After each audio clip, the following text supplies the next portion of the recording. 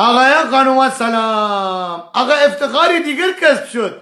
کارکنان وزارت نفت امروز در یک حرکت انقلابی 16 نفری یک خانم را انجام دادن و پولهای زیادی رو به توسط همین خانم جابجا کردن و جابیج کردن پول رو.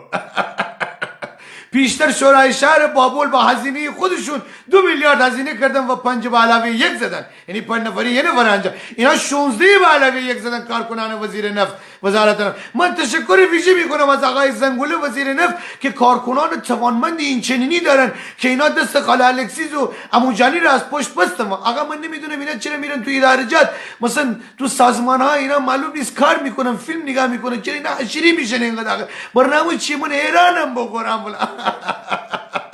آقا 16 به علاوه 1 مبارک باد بر ملت ایران، واقعا تشکر میکنم. من داغانی مورد داغان یا شابسن مادر کاری سوار